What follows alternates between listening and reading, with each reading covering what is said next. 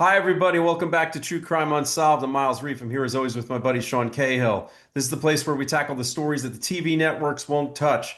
Unsolved homicides, missing persons cases, stories without an ending. Sean, what are we getting into today?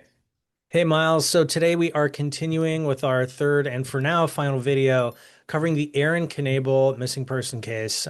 This, if you don't know, is about a 37-year-old woman who disappeared walking between family members' homes in Louisville, Kentucky in August of 2019. You should watch our case breakdown if this is the first time you're hearing about this case, because we're going to sort of discuss this in with some pre-assumed knowledge. We're assuming you guys are already familiar with the case, so watch that first.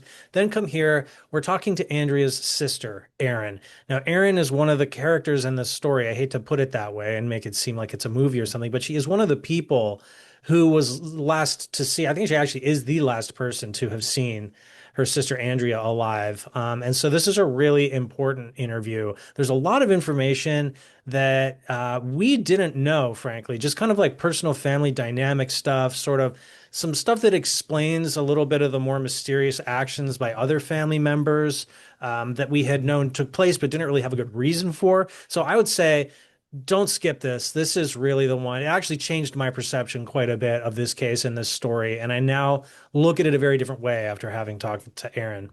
Yeah, me too. Me too. So should we get into it? Yep, that was a long enough preamble for me. Let's go talk to Erin. Anyways, I just wanted to say there's a lot of misconceptions about Andrea that I would like to hopefully clear up while we're talking about this. And one of the biggest ones is that she was not cared about and loved, and that's something that has stuck with me a lot. That really bothers me because it's not true at all. Pretty much, she would make any holiday or any day for me. She's the person I would look forward to being around. Like, for example, if it was Easter and I knew it was time to go to my family's house for the holidays, I would call her ahead of time and ask her if she's left the house yet. I wanted to be there with her. She was the person that really made the day for me. And she was just always like just very loving, very in tune with, what's going on with you. And I feel like it made her happy to make people around her happy. And it was just since she's been gone. I mean, as you can imagine, like every day, especially like special occasions, it's quieter now. It's not silly like it used to be. And she was the type of person where we might all be thinking something, and you don't always say what you're thinking because you want to like be polite or spare. She would just say whatever it was and make us all laugh. So it's really hard not having our person here. It's dramatically different. I know her children, when they would see me, like right after she went missing, they would kind of look at me like, oh, I'm glad to see Aunt Erin. But then almost right after, they would get this look of sadness because they think like when they see me, they're usually with their mom. So I'd immediately remind them of her, and it would make them really upset. So it's been devastating for all of us. And that's what drives me to do this, because I feel like I need a meaning for it. I need to put that energy somewhere. There's no point in just feeling sorry for myself. I feel like I need to do what I can while also being there for the people that have been left behind by this tragedy. Well said. And so, I mean, I could see why it would bother you so much to have all this misinformation out there and have people accuse you guys of not caring about, your family member who you obviously loved very dearly. That would bother me too. Well, Erin, let's just reset. So first of Yeah. all, thank you so much for getting on with us. Thanks for joining us today. We really appreciate it. As you know, we already spoke to your dad, and we were very very happy that you wanted to speak to us as well. So what's the best place to start? Should we just kind of like I'd love to know who Andrea was in your experience. Like who was your sister? For you, because like a father's perception of someone is one thing, and I think siblings tend to have different types of relationships, right? Yes. Um, But yeah, I would say um, Andrea, when I was little, we looked at her like almost like a second mother. She was very protective of Sarah and I. Sarah and I are just a year and a half apart. Andrea was 3 years older than me. So because of that, she always kind of would be the one directing us and telling us like, don't do that, you might get hurt, or she also just enjoyed playing pranks on us and doing silly things that were fun. I know she used to do things like she'd say, let's have a contest to see whose ice cream tastes the best, for example, and then she would try everybody's ice cream. Really, it was just a way for her to eat more ice cream. So that's, she would just do silly things like pranks and stuff that would um, just made things fun, really.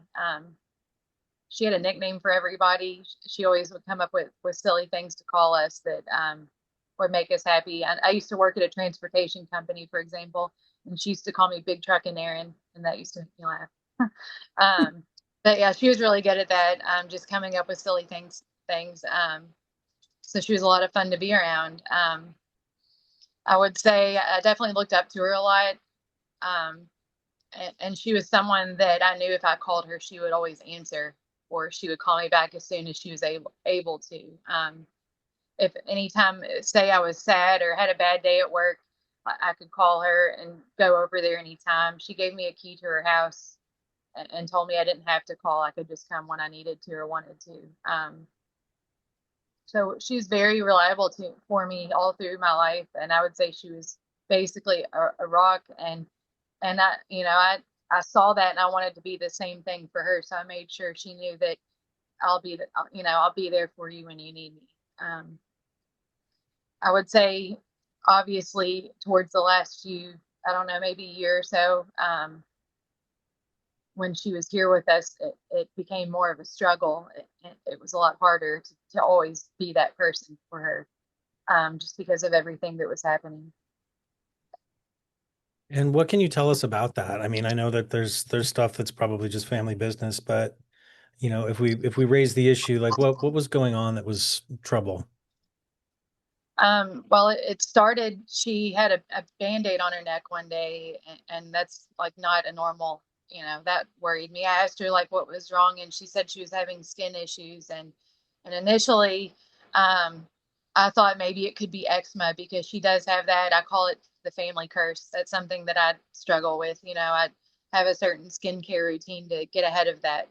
Um, but I don't think that hers was ever as severe as mine was. So I thought, well, maybe she's just, it's getting worse right now at this point in her life. So initially, like we all kind of just thought, she needs to see a dermatologist, and, it'll get better. But it really didn't seem to. So that was a problem. And she was dating someone that became kind of chaotic. And um, it was to the point where every day before I would pick up my kids, there were times where I would go and check on her to make sure she was okay. I didn't know what I was going to be walking into. Everything was okay. I'd go get my kids and help her out with whatever she needed to. So it was a lot. Um, and then there were just friends, a lot of people that I didn't really. I would say, for example, like there's people that she's known for most of her life, like lifelong friends. Those were the ones, obviously, that I knew, like people she went to school with, or like roommates from when she was in college, things like that. But there were newer friends that I didn't really know as well. And a lot of them I didn't really, I would hear that she was doing things for different people, but there were people that I hadn't met. So there were just new things like that going on in her life that were concerning, I would say. Since you brought it up, like how long was that going on? Like how long were you concerned? If I had to guess, I would say roughly a year, but I could probably if I like look back, I could probably give you a better idea. Um, but the thing about Andrea, she's always been like very social. She's much more extroverted than I am. So it was normal for her to have like a wide variety of friends. I mean, she's pretty and a lot of fun to be around, very thoughtful. So on one hand, that's just kind of how she was, but I just feel like her judgment had changed. And if I had to guess, I would say roughly a year. I don't think 2 years. Um, Right. but I'd say when she was laid off is what she told us from Humana. I would say that was a key turning point, but it didn't really get to the point where it was like, we need to fix this right away. I would say maybe it was a year. And it all came to the point where the whole family because like when two people live separately, it's easy to hide things that, your everyday habits. Obviously, people don't see that. Like our parents did not really see that fully. And I would like see concerns, and I would tell them about it, but they'd say, it seemed like she was doing fine otherwise, and they thought like, we'll talk to her about it, we'll do what we can, but at the end of the day, like being an adult, you can't force people to make one decision or another, right? But when she moved in with mom, that's when you really see a person's like daily habits and how they're taking care of themselves and how they're living. And that's when it became more urgent, like most urgent, I would say, that like things need to change right away. So the whole family, it sounds like, was pretty worried about Yes. her. Yes.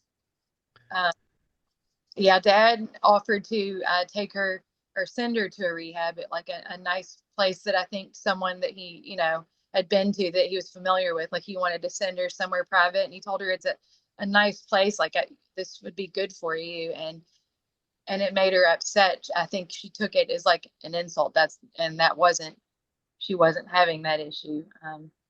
Right. So obviously, like you can't help someone that doesn't want it. And that was something that like I still struggle with that. Like I think about like what could I have done differently? And I would say both of my parents are going through the same thing. Like I'll spend anytime they bring up Andrea, like I expect to spend like at least an hour or two, like we'll rehash everything. Like, why didn't we do this? And I'll remind them like, well, so and so did that. And I'll think, why didn't I do this? Like we'll kind of remind each other like we did everything. And when it Right. comes down to it, it's like that person has to decide. So it was just, I mean, it still tortures us to this day. We think about like, what if this had happened? What if we would have done that? My mom, what she was doing since dad's offer was not working is taking her to doctor's appointments. Um, it can be important when someone's struggling to have like an advocate there with them, like, someone else that's also like keeping track of everything that's said, what treatment or medicine she needs. So my mom was kind of being that for Andrea, and just helping her get back on her feet. Right. Um, I mean, it's survivor's guilt, right? You yeah, see that a lot. yeah, And I think it's totally normal. I mean, I've had friends pass away from, things that they were doing and you wish you could have done more, right? yeah. Especially when I was younger. But I guess the strange thing for me with Andrea is that she did have a successful career. She had a Right. family.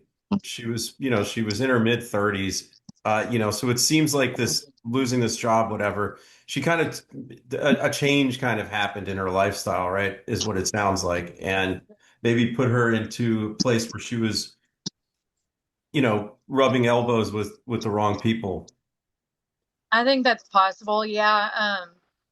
I remember she felt kind of like she had a business degree, for example, and I know that she felt kind of betrayed, I guess would be a good word. Like she didn't want to work for a business. She felt like that, it would not go well. Like she felt betrayed in that situation. What she wanted to do was start her own business. I would say she had an entrepreneur spirit. Like she was like that. And she did do a lot of like side jobs and things like that. Um, and we do know that she was looking for jobs leading up to her going missing. We were able to get into her voicemail, um, and we heard that like people were calling her back for interviews. So like we know that she was trying, and she was doing a lot to make things better, but she just had certain things that were holding her back. And I would say some of that was the people that she was putting herself around, unfortunately.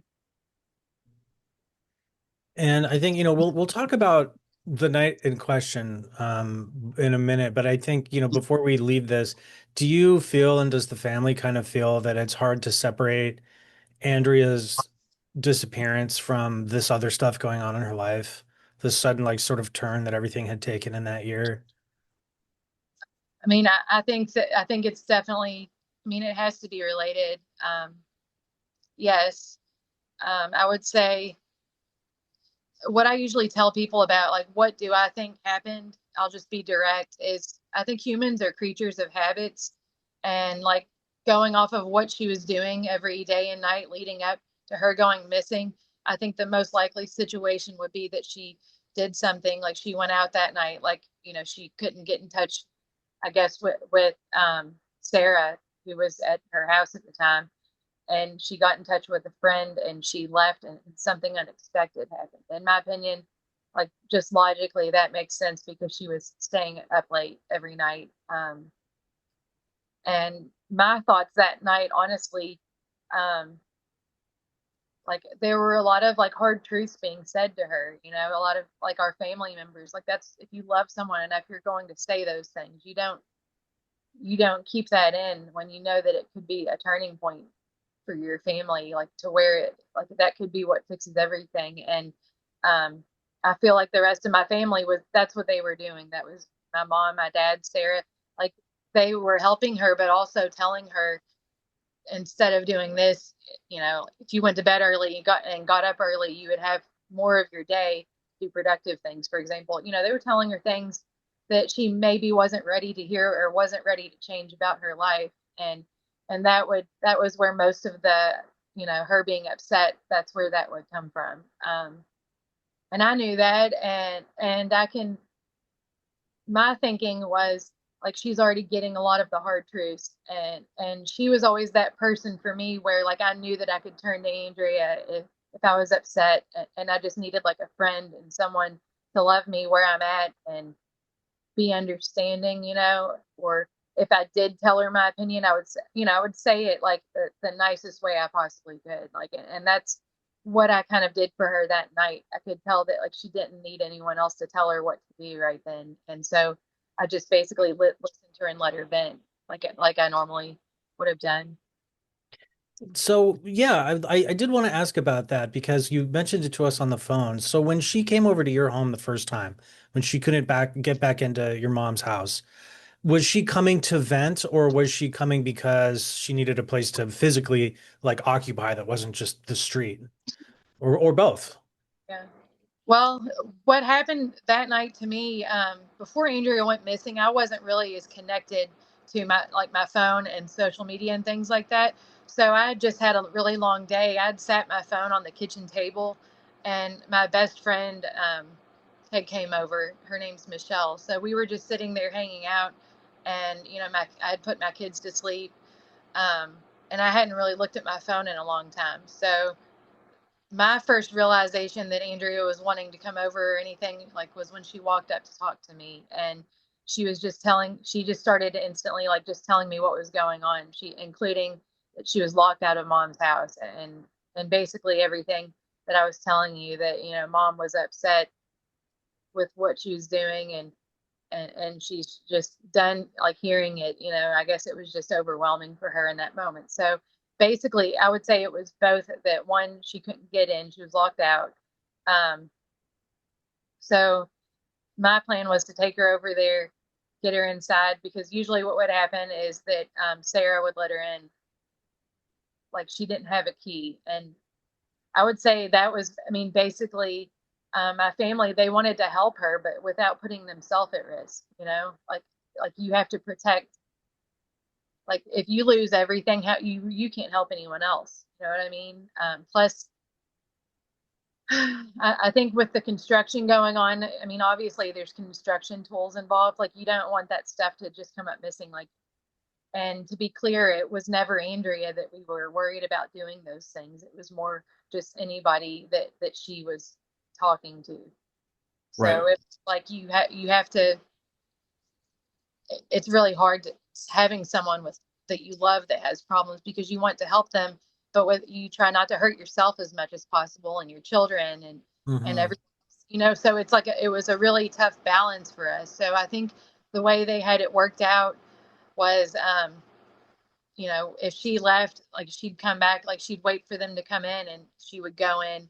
Um, like I'd seen that happen one time. For example, we went to the park with my kids, and we would just sit there and talk and play with the kids. One time before she went missing, I brought her home.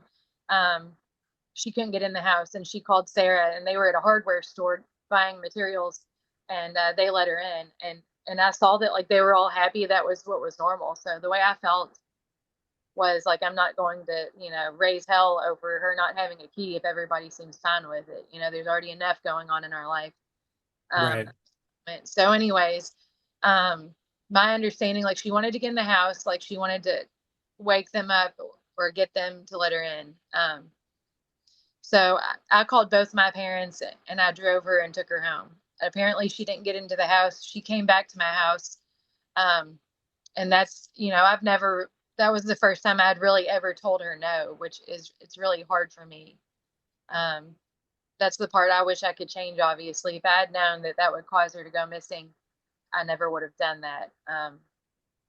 But what I fully expected to happen that night after talking to my parents and everyone, I expected her to go back and, they'd either let her in or she would, or my parents would get in touch with Sarah and they'd let her in. So I feel like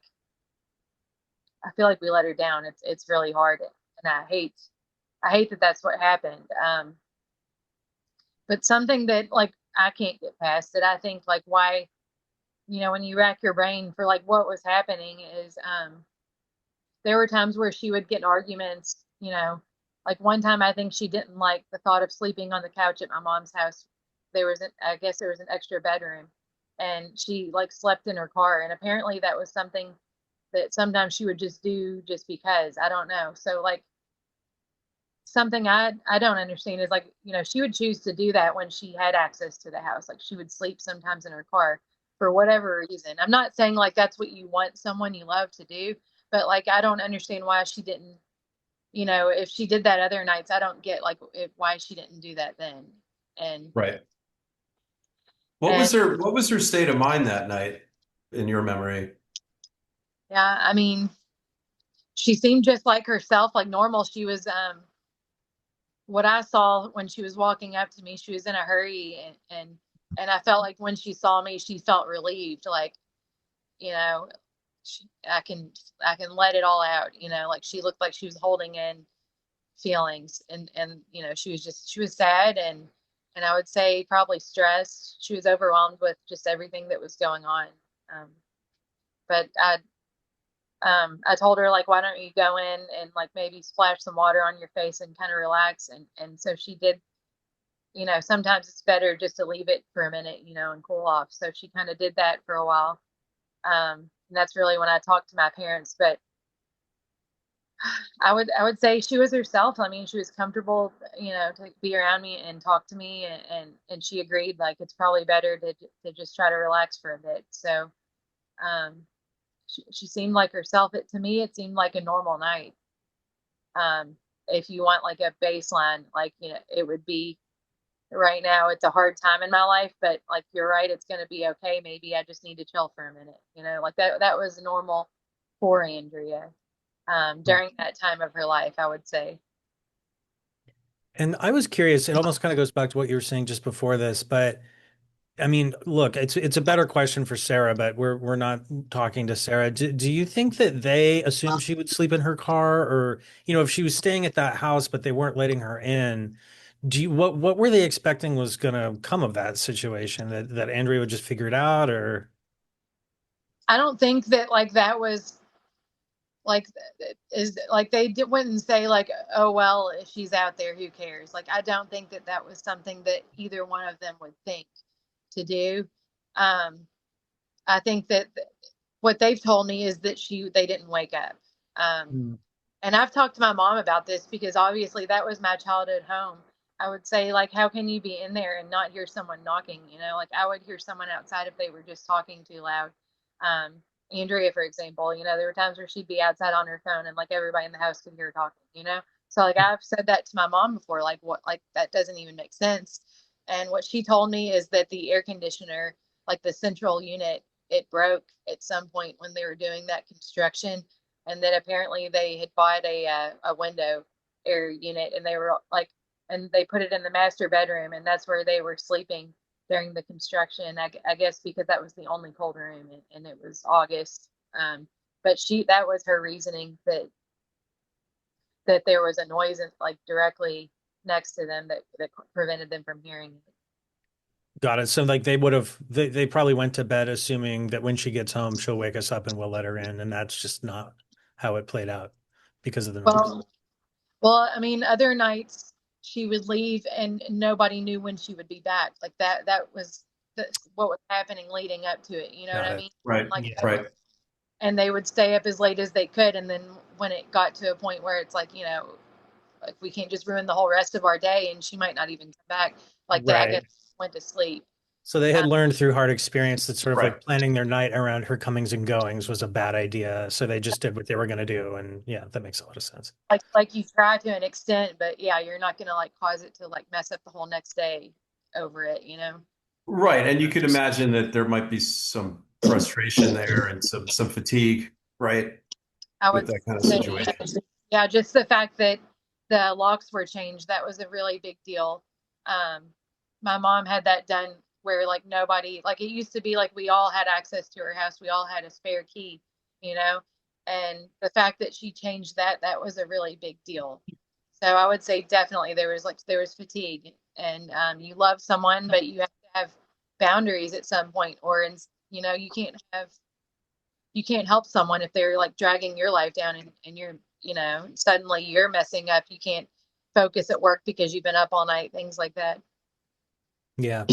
Right. No, it makes a lot of sense. Yeah. And I think it's important to talk about this because there's a lot of speculation online and there's a lot of rumors and, theories around your sister and your brother-in-law, and, what may have happened that night. And some of it gets pretty out there. So, No, I agree completely. And in my opinion, it's disgusting to like some of the things people have said. I mean, they kind of like to fantasize about the worst possible scenario, and they don't think that like this is just, a family that did the best they could, and it didn't work. And um, as far as Sarah, I would say that her and Andrea, they were equally as close as me and Andrea were before she went missing. There were times where Andrea would call Sarah and ask her for a ride. Like I think at one point her best friend had a falling out with her for over basically the same situation. Like she'd stay the night there, as a chance to get away and, not have to deal with your family. And she would go stay there. And I think she was coming and going from that house, and it was upsetting because she has a family, young children living there with her. And at one point, Andrea called Sarah and was like, please come pick me up. And my mom was like, she has to learn at some point, like that this is not working, like don't pick her up. Like, and that was really hard for my mom to say that to Sarah. And Sarah said, I can't, like, I don't want her, I can't have her be upset like this. Like it hurts me. And that's the same way I was feeling. So I know leading up to this, like they were all dealing with the exact same thing that I am. And it's crushing. It's hard. It's really hard.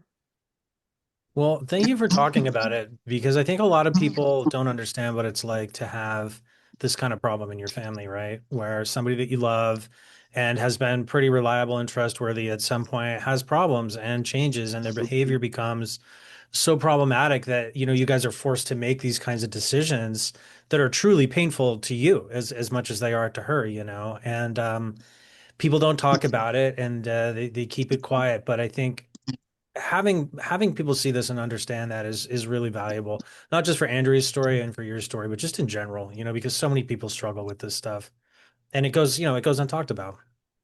Yeah, yeah, and at the same time, it's just hard to talk about because I feel like she shouldn't be remembered for the her worst problem she had in her life, because that was just a very brief moment when, you know, decades leading up to that, she was the exact opposite. And that's Yeah. the person that we're looking for. We think that, if she's still with us, it's possible like she just needs help, and we could help her.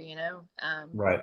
On Well, the other and all the more reason to figure that she would have been all right in the long run because it was just sort of a if her life is a timeline, she had like a blip, and it was kind of later. It wasn't like she was in trouble from a young age. And there's like plenty of people that have they make a mistake, Mhm. and they fix it, and then things are fine again. And I think that that's what would have happened if Andrea was still here. Well, it's such a tragedy, and we've seen a couple stories and cases where this happens, where somebody is going through something that is probably temporary in their life, but then something happens, right? And it becomes this permanent, like pressing pause on the worst possible, Right. part of the story, right? Where it's like, okay, they're at their low point, but we had every reason to believe they were going to come out of it and be okay. But now we're stuck here, right? And so every time we talk about them, people want to talk about that, and it's got to be really painful for you guys. I'm sorry that's how this is being sort of talked about, so frequently. Yeah, I can give you a perfect example of who Andrea was to me, who she still is for that matter. So the in 2019, right before she went missing, I had moved into my townhouse. Like I had just moved in there. I didn't really know anybody very well, my neighbors or anything. And the reason is because I had been saving up money to move in there. Before that, I was living with my mother. I was having my hard time. It was a transition in my life. I was married. Um, it didn't work out. I was actually a stay-at-home mother. So you can imagine divorcing someone, like not having a job, moving back in with your family, me being a single parent, and everyone knows like it's not easy for like an adult to live with and two parents living with each other. So, like nothing you do is right, but you got to shut your mouth because that's where you're living right now. So like I myself had like a hard time. I was struggling, and that's the reason Andrea gave me a key to her house, because she knows like sometimes you just have to like of course you're going to work on your problems, you're going to fix things and make it better, but like you also need to take care of yourself and your mental health. Like it's good to have a time to relax. So like I would go and be with her, and like I would talk to her, like we would be gardening um, at her house while the kids played in the yard, and I would tell her about like what my plans were to fix everything, like to stay at the company I was at, and I wanted to get promoted. And I would just say like I'm being told like it's not a good idea. I shouldn't do that. It's not going to work. And she would tell me, stop talking about it. Just don't tell those people anymore what you're doing or what your plan is. And just keep working hard at it and show them with results. That's what she told me. So she always knew what to say to motivate me. She knew how to fix things. Like she's perfectly capable of it. So leading up to that, she was the one telling me like how to get out of my struggles and to keep the right mindset. Even though she was having her own struggle at the time. So, and Andrea's had other I mean, I feel like we all do we have ups and downs. That's what life is really. Something my dad says is if you don't, you should be thankful for your problems, because if you don't have problems, you're dead, basically. So like Andrea understood that mindset. She's a very strong person. She at the time when she was working on fixing her situation, she knew that it was going to get better, and like she was just there that night, like kind of venting to me, letting it all out. And that's how I kind of took the situation that night. I don't feel like I took it as I didn't understand the gravity of the situation. I don't think any of us really did.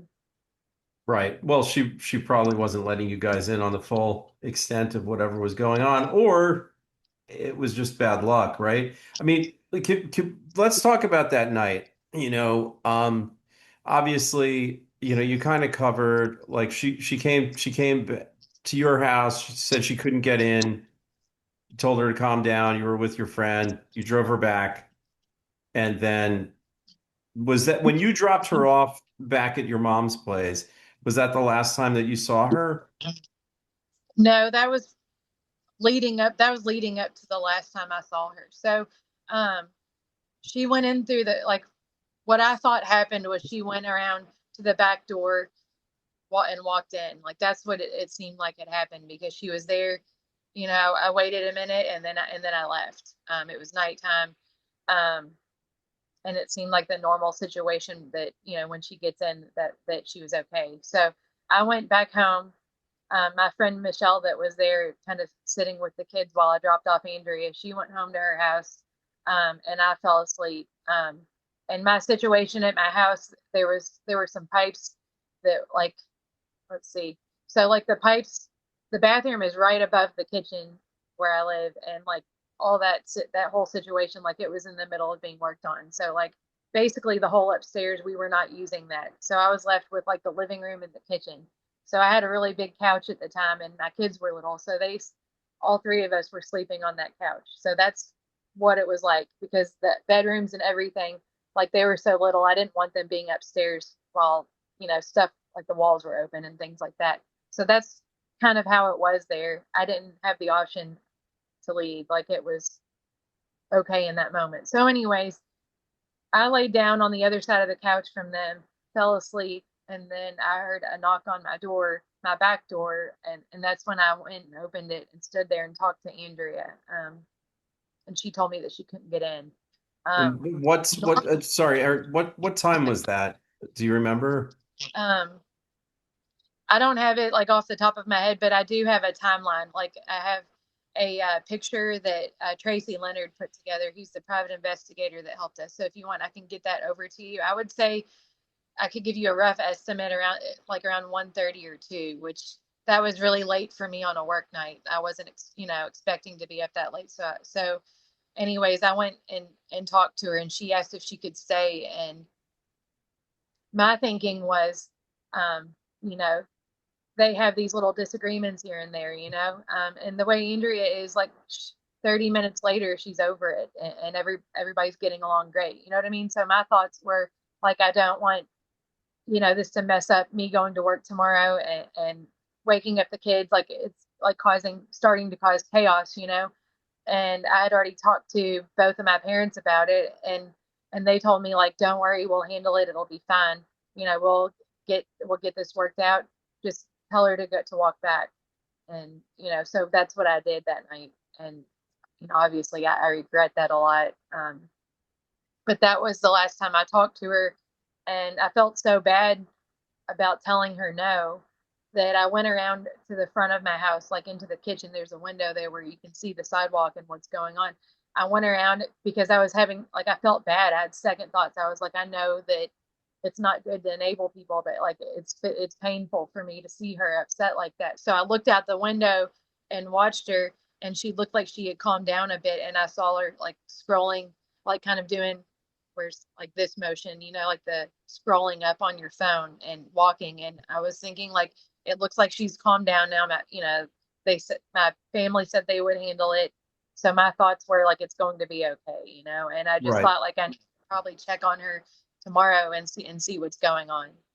right. And just so everyone understands who's watching this, the distance between the two homes, it was walkable. You guys lived fairly close to each other, and it was normal, right? That you Yeah.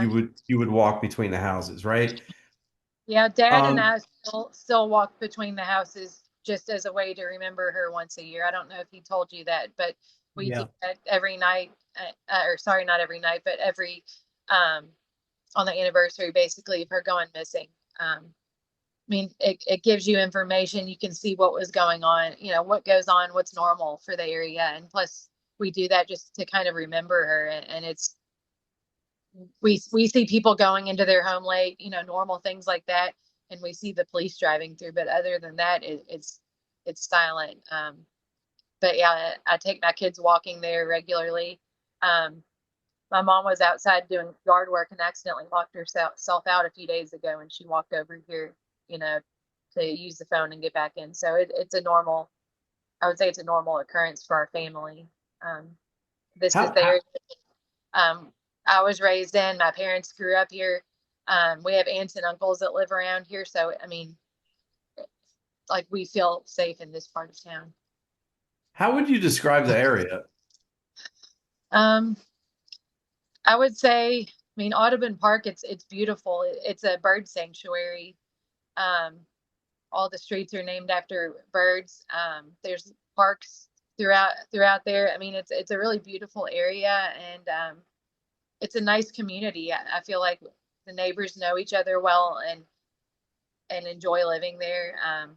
It's not, I mean, you wouldn't describe it as like a high crime area, anything No, like that. the people, if you're up early enough, you see people getting up at the crack of dawn, exercising and running, and you know, taking their kids out for a stroll, or you see people at the park. Yeah, I mean, to me, it's a safe, family oriented area.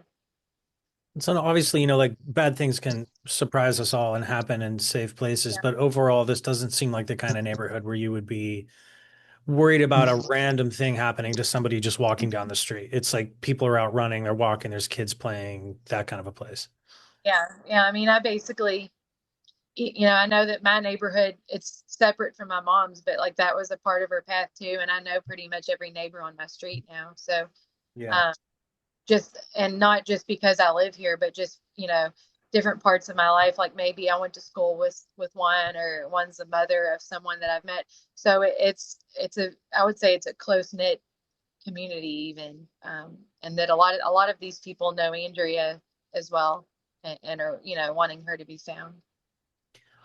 So we talked about that night, and you've really helped explain a lot of what I think some people's questions have been, at least on, on our videos so far, just about like the details of what happened. But I did want to ask, the next day or the next couple days, when did it become clear to all of you that something was like seriously wrong here?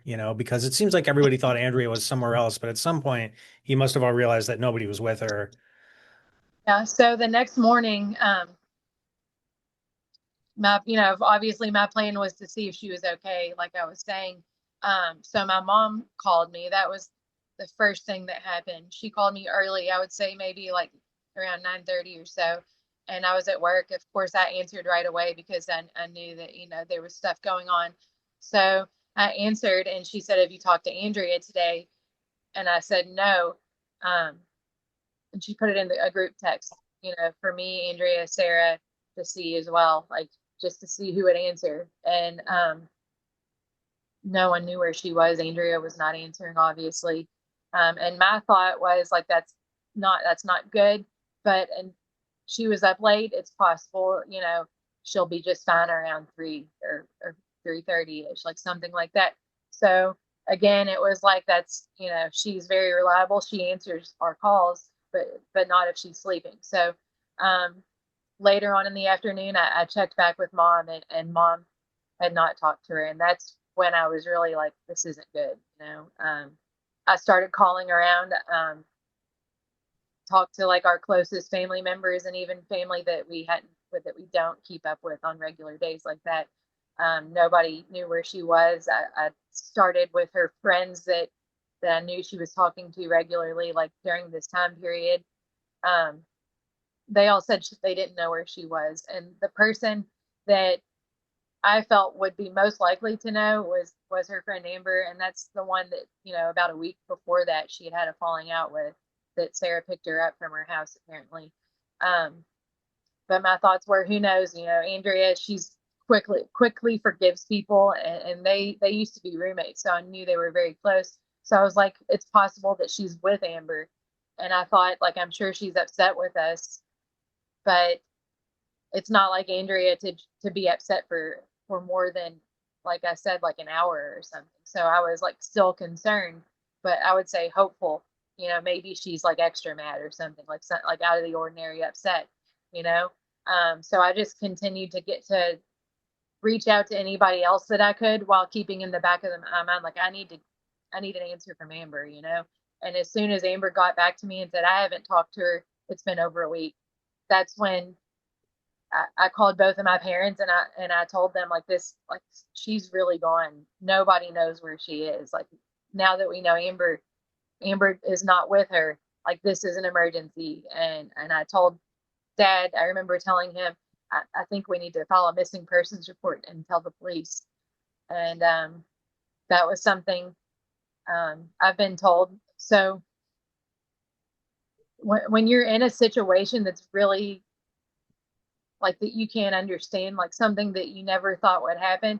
I mean, you can be like one step away from an emotional breakdown, and your brain apparently does something to protect you from that happening. And that's what I feel like I was going through, because even though all the facts were telling me like she's gone, and something is terribly wrong, like in my mind, like it was, my mind was telling me like she's fine. She's going to be upset with you if you call the police on her. Like you're going to make her upset. Like she's an adult, you should give her privacy. But I knew realistically the only thing that made sense is that something is terribly wrong. So I went against everything that my mind was telling me, like, to calm me down, I guess, looking back. And I called the police, and they sent a police officer to come and take a report. And that's where it started. Once it like when I went around and told all of her friends, like, we don't know where she is. Do you know? One of those people was Suzette. Um, and that's how I would say that Missing America and the volunteers that she worked with, that's how they became involved and started helping us, including the private investigators. Right. That is such an interesting part of her story that, she was involved in these, missing persons cases and that she was working with those folks. How did she get involved with that? I believe it was Suzette. So when she, remember I said she had different jobs after she left Humana. One thing that she did was work at a restaurant, and I think that's how she met Suzette. And Suzette introduced her to her friends, and um, it doesn't really surprise me about Andrea because she liked helping people. She liked, you know, I would, some people have said it's that personality type is being a healer. Some people enjoy, seeing befores and afters, fixing things, enjoy helping people. Um, and that's a part of who she was, I would say. So it aligned with her. So what was your experience with the investigation, once the police got involved and private detectives were brought in and all of that stuff? Um, well, I would say the way it feels, it's like your house is on fire and it feels like nothing's happening. Like it's a Hmm. terrible feeling. You feel like you want to snap your fingers and everybody like activates, like literally every person in sight, and like it feels like it doesn't happen. Like um there's a lot of movies and things about that revolve around, obviously fixing a problem, someone going missing, and like the whole community like activates and then it's better again, like every single person that and like we did get a lot of help, but like what I wanted, what you want to happen versus what actually happens, like it's not the same thing, you know what I mean? Like you want Right. everybody to be running around like like their house is on fire too, Right. and so I realize that it's unrealistic, like that you can't have that, but that's how it feels when you're in a crisis like this. And I know like some of that is people don't always know what to do. They don't, like, you don't fully understand it. I would say the only reason I knew what to do is because of all the people that Andrea worked with. They were all very, very helpful. Um, Tracy, I mean, he's an angel in my opinion. He's a blessing. He did everything free of charge, including having other private investigators that worked with him help us. So I would say those were the people that were the most communicative with us on what they are doing. And I feel like the police, they did what they were supposed to do, and they were very supportive. Like it, but I would say they are more reactive. Like if they get information, they will like 100% check it and do what needs to be done. But they're not like going out and looking for information, if that makes sense. It So does. yeah, so obviously it's frustrating, it's upsetting, but I understand, like it's not a happy thing, it's not a good situation, but at the same time I don't want to badmouth them because I know at the end of the day they're people doing their job the best they can, and I know that they were short staffed. um, I saw a statistic one day that 10 people a day go missing in Louisville, and at one point early in the investigation for Andrea there was only one detective in the whole missing persons unit. um, so while I am upset with that, it's like I can understand it, and I would never say I don't know how to really say it. Like they did the best they could, I guess is the best way to put it. With Yeah, what no, they had. I think we understand what you're saying. I mean, it's as you've been very gracious, and look, there's a question of resources, there's a question of allocation of resources, there's what when they put a profile together of somebody and they kind of figure things out, and it's you know Yeah, certain cases get more attention than others. I mean, that's just the way it is, right? If there's media attention or something, if somebody is the right you know background, or their family is putting pressure and they have certain influence. I mean, there's lots of things that play into it, right?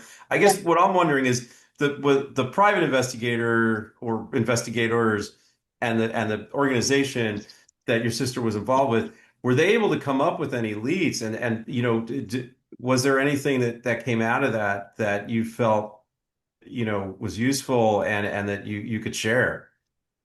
Yeah, so early on in the investigation, the main thing, like what something we thought was possible is that maybe, she just made a bad decision that night. Because we all know, like, if you get on a drug, or like if you come in contact with someone who, like traffics you, for example, or maybe, you're incapacitated, we thought it's possible that something of that nature could have possibly occurred. So we were looking for sightings of her. um, we had no reason to believe anything had happened to her, that it would be a long-term missing case. Like, that thought was not in our mind at that time. We thought, we need everyone in the world to know that she's missing, everyone in the community, um, so that all eyes are on her. We need people looking for her. So we were getting mostly sightings during that time, right after Andrea went missing, and that was where our main focus was. What were Sorry. the sightings about? Were the people like calling into the police, in response to the missing persons posters that you guys put up, or? I would say both. Like, people would call the police, but they would also call.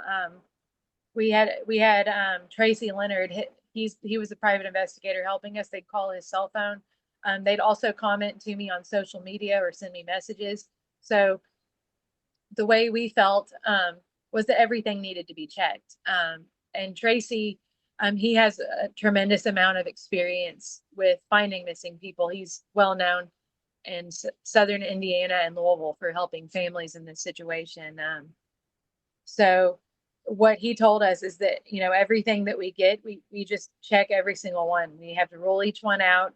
Um, you can't overlook anything, because if you do, that could be where Andrea was this whole time. So that's basically what we would do, is when we would get information of someone saying they they thought they saw Andrea somewhere. And we would prioritize people if it was someone that knew her personally. That Mhm. obviously, because that's more, that, it's verified really if it's someone that knew Andrea in person. So that's kind of how we were handling it. And early on, like, I would ask close friends and family, like, babysit, and we would stake out areas if needed. And we would search homeless camps at times. Like, we would do anything, because I mean, that would be like a blessing if the whole thing was just Andrea made a bad decision, or, you know, maybe someone was keeping her somewhere, and we just needed to figure it out and get her back, get her help, etc. Um, so that was like we were heavily focused on that. And the police actually told us that they think that from the awareness and the searching, they think that we've rolled out her being like out on her own in Louisville. So they told us that early on. So while we still, if we did get leads on that, like, they kind of died down, because, for example, like if someone said we see someone walking near the hospital in Southern Indiana, like we would drive there and sit there until we found that person and talk to them. You know what I mean? So, like, those leads kind of eventually would die down. Um, Mm. and we would get other information. So we basically, like, I would say, yes, we did get a lot of leads. Unfortunately, a lot of them just did not lead to Andrea.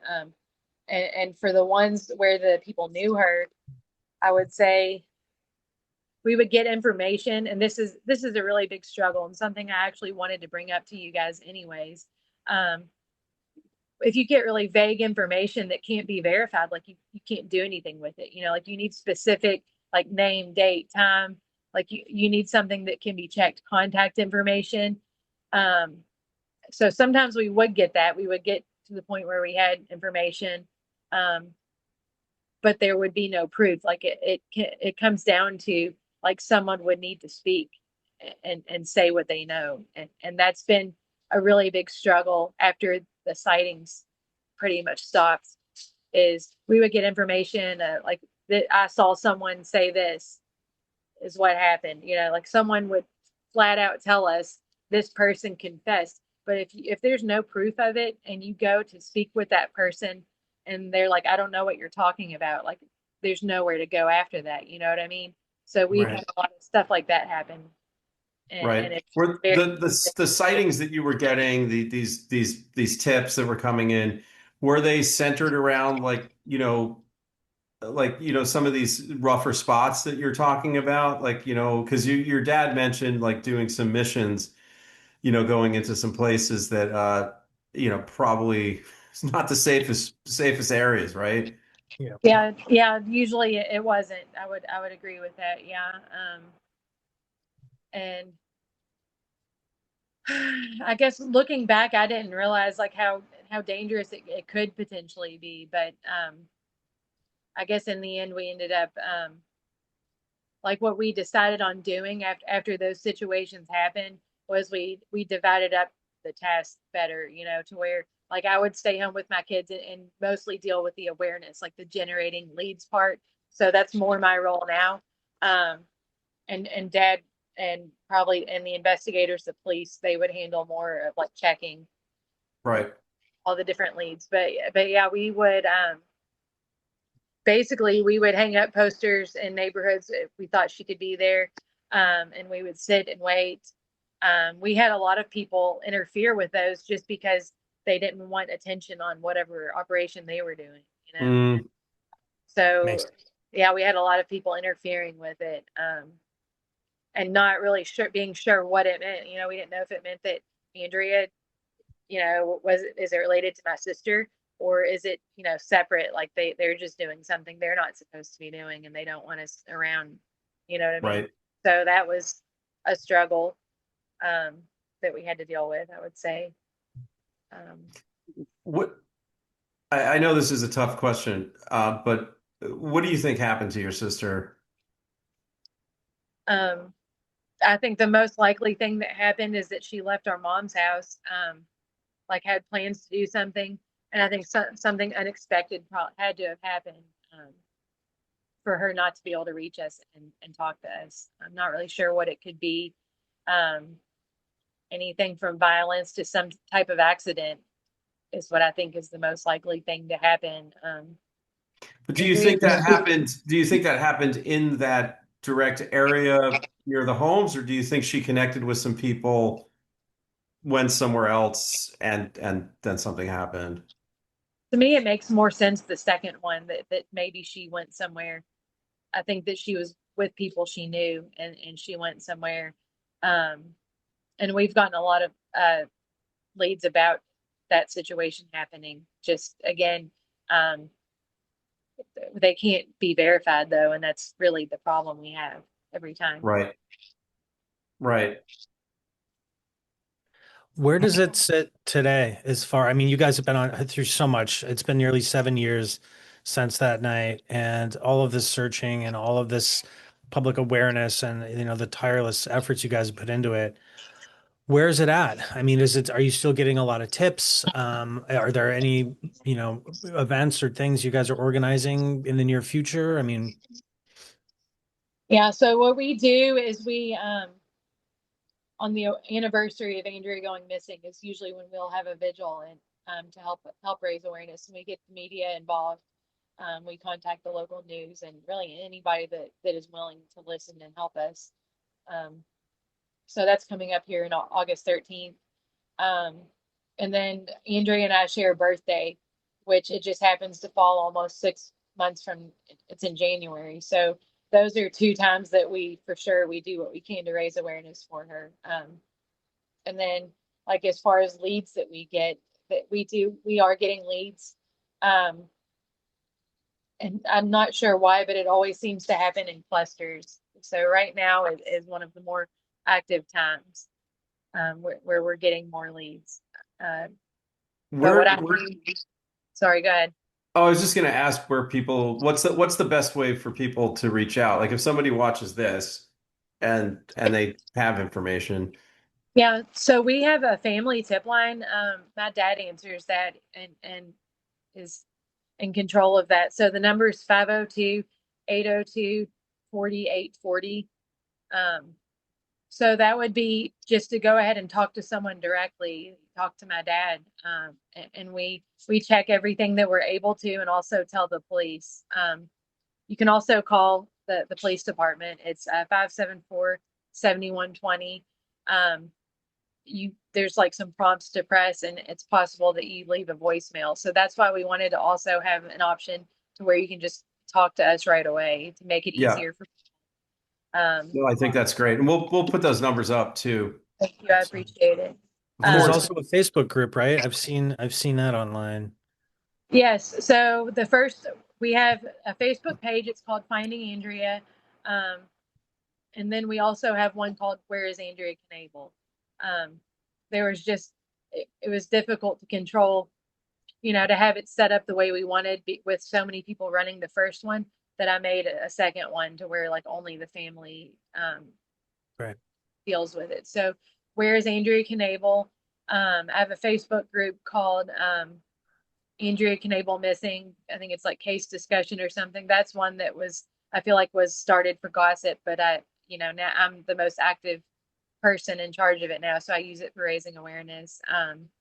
If anyone would like to help us, we have a volunteer group. It's called Finding Andrea, it's called Andrea's Angels actually. And that's in Facebook Messenger. It's a group text where I'll send out updates about what's going on, what's coming up next, and ways that they can help. We also brainstorm ideas. If anyone has ideas, we're always open. We have like former first responders there, former police, really any profession you can think of, like people um, that could somehow have information to help us, and then also just regular people like me that care and want to help. So um, that's something that anyone's welcome to join if they wish to. And the volunteer work a lot of the time is just from your phone. You can you can do whatever, you might want to just share something once a month, for example, and we appreciate that. Or so you can decide how active you'd like to be at any time if anyone would like to join. Um, and then we have searches. Anytime we get information of like a specific area that she might be, we do searches. So that's something else that would be an in-person example of how to help. Um, there's a website where you can order shirts like similar to what I'm wearing if anyone wants to do that to raise awareness. We also have a GoFundMe for anybody that is not able to help in those ways that would like to donate. Well, Erin, thank you so much for taking time to talk to us today about your sister and everything your family has been through. I really hope that some positive developments come from this. And as always, our door is open to you and your father. If you guys ever need anything and you want to come back, update, hopefully we find her and we can talk about that. But anything at all right, we're here. And so thank Thank you. you. Thanks, I appreciate that. All right. Well, we'll Thanks, stay. Erin.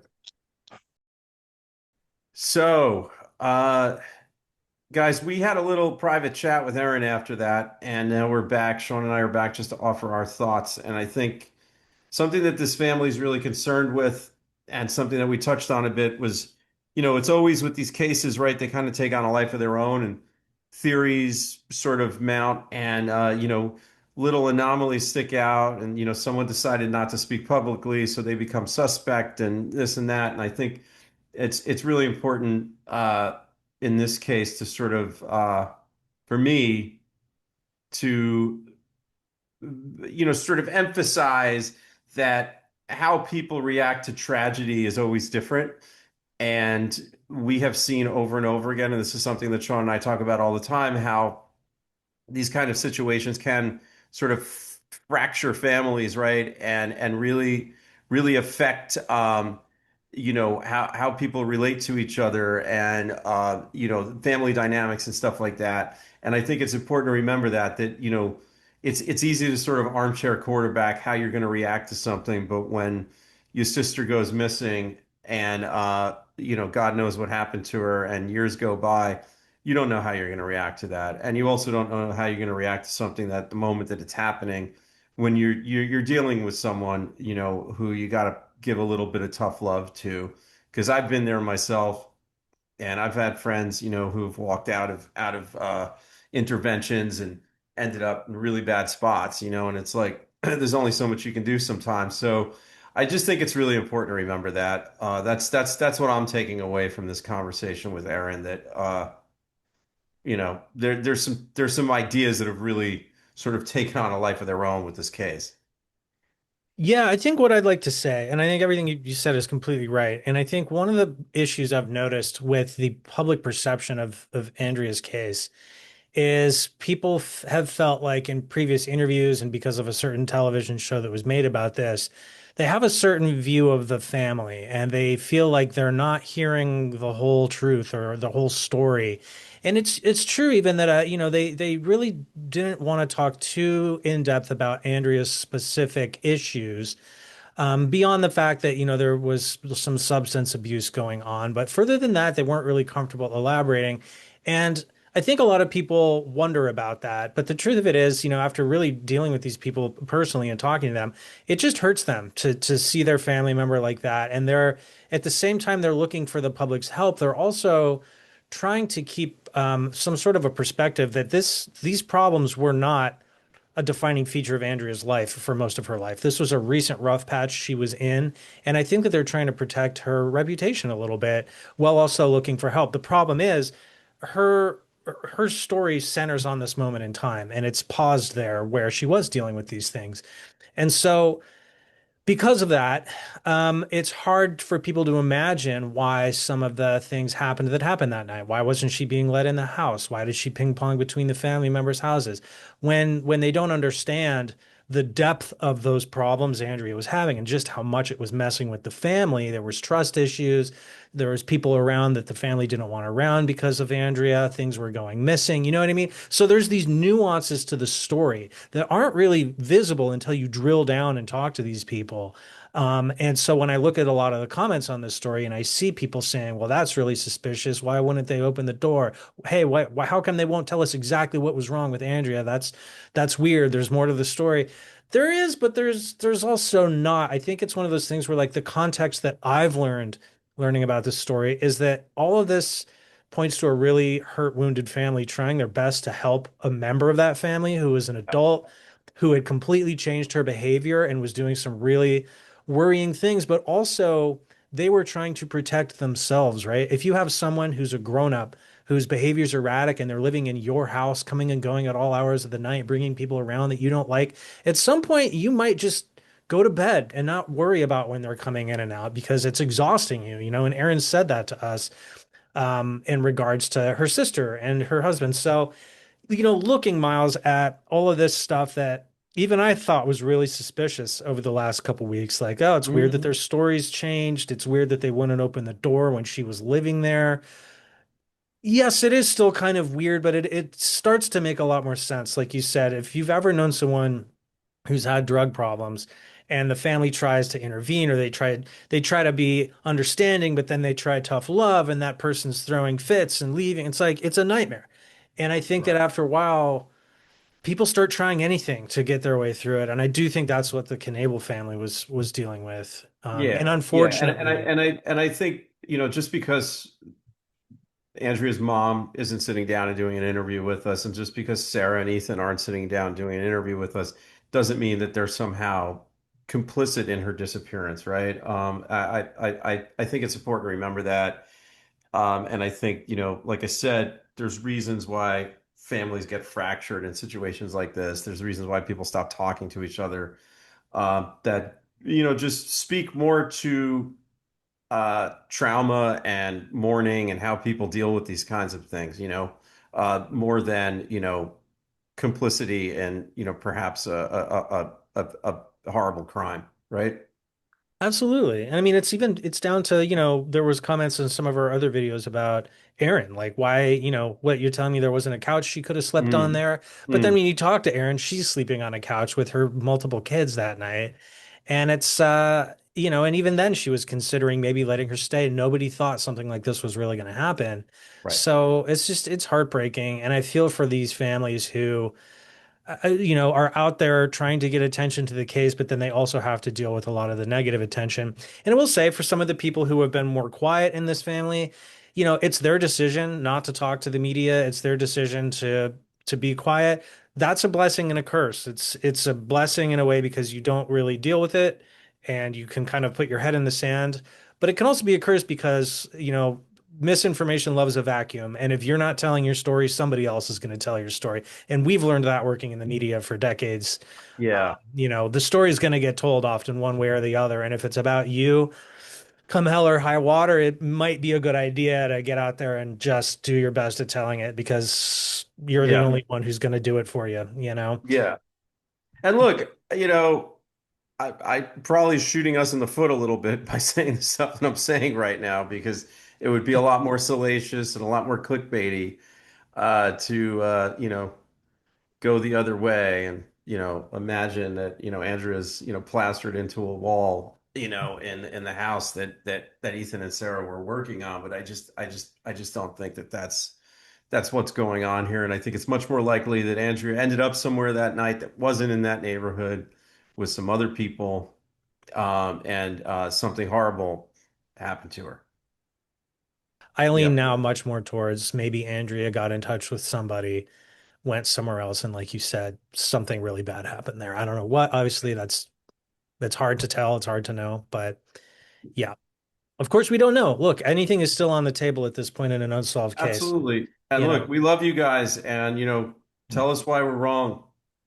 yeah, Jump in the please. comments and tell me why I'm wrong. Yeah. But that's the way I'm leaning towards this, especially after speaking with Erin and chatting with her off camera. Yeah, and we're Um, not coming at this saying that we're the experts. I think we're just sort no, of debriefing our personal yeah, experience. yeah. Look, I always say anything's possible, but that's the way I'm leaning. But yeah, let us guys let us know your thoughts. And obviously, if anyone actually knows anything or anyone has ever heard anything or seen anything, please, please, please, we will put up the tip lines. You heard Erin saying in the interview that one of the family tip line, her dad actually runs it himself, so it's a direct line right to the family. So please, please, please, if anybody has any information, let's try and give this family some answers and get them some peace. Absolutely. Well, guys, until next time, we will see you in the comments and thank you for watching. Thanks, everybody.